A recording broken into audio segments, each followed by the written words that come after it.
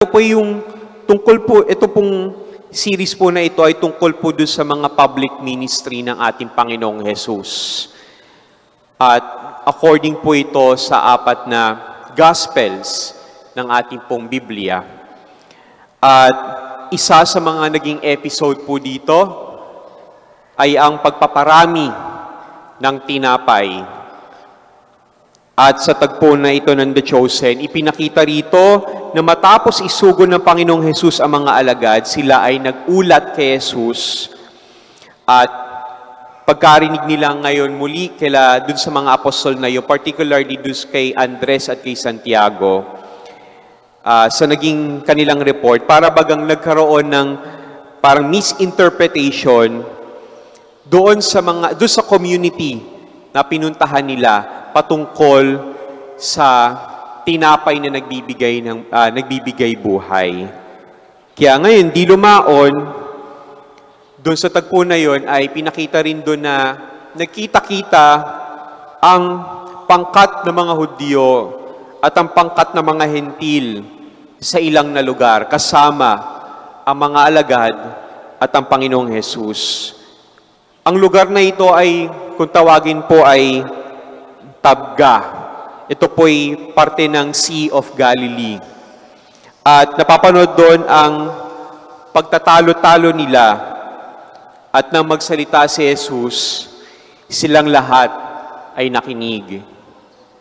Ngayon, may 2 punto ako na nais pagnilayan po dito. Una, sa eksena na habang si Jesus ay nangangaral, namomroblema ang mga apostol o mga alagad ni Jesus kung ano yung ipapakain sa kanila.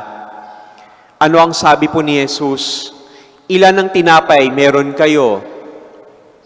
Alam nyo, pagdating sa pagkakawang gawa po, wala naman po sinasabi na kapag madami ang magbigay sa kapwa mo, ay merong 10 points ka na sa Panginoon. Hindi ba may kasabihan, kahit maliit na halaga, kapag pinagsama-sama, malaking tulong ito para sa iba.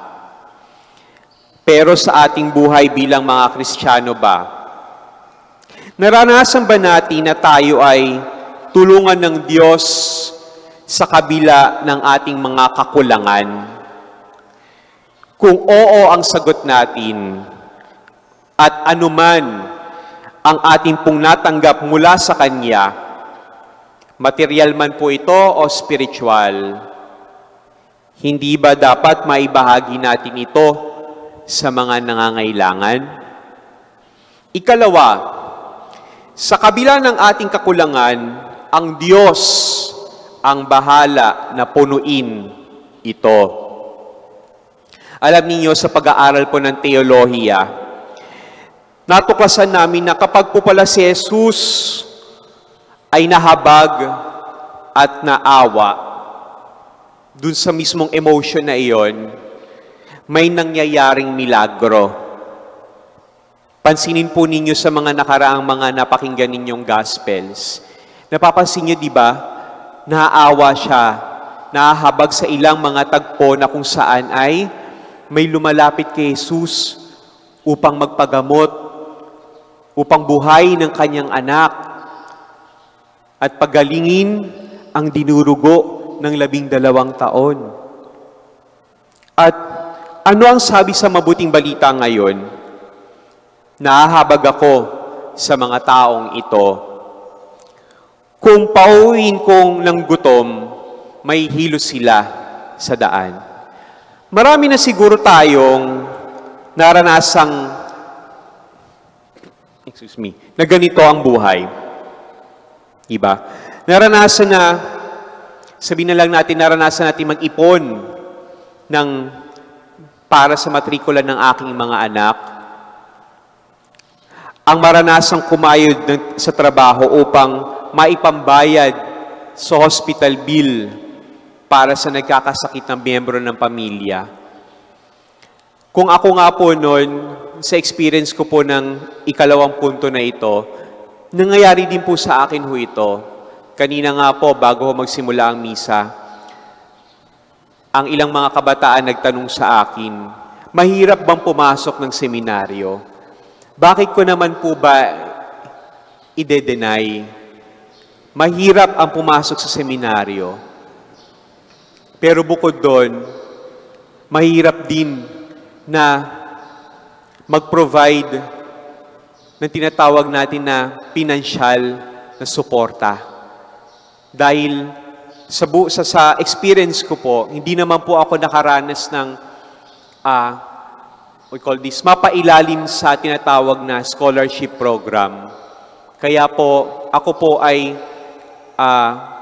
habang tumatagal sa paghubog sa seminaryo, ay ninais ko po na humanap po talaga ng tinatawag natin mga benefactor. Hanggang sa pagtapos ko po sa seminaryo, ay sila po ang nagbibigay po sa akin ng tulong pinansyal.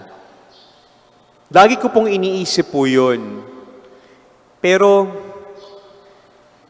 ganun kumilos ang Panginoon. Ano man yung kulang, material man o spiritual, ibinibigay niya, pinupuno niya, siya po ang bahala.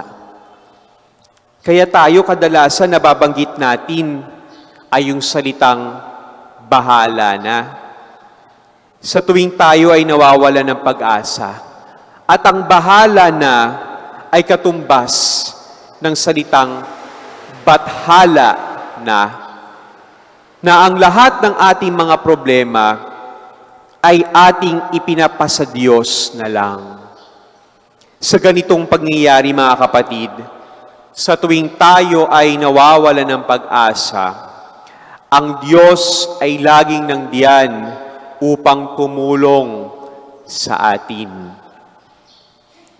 Na kayang pawiin ni Jesus ang kakulangan sa ating buhay.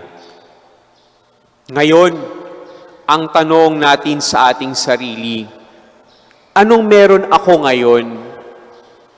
Hindi natin pinag-uusapan kung anong natapos natin at kung ano ang naipundar at contribution natin sa ating pamayanan. Ang pinag-uusapan natin dito ay gaano kadaming pagmamahal ang meron tayo sa ating kapwa. Pag-ibig ang siyang dapat tumutulak o tumulak sa atin upang mahalin at paglingkuran ang Diyos at ang kapwa.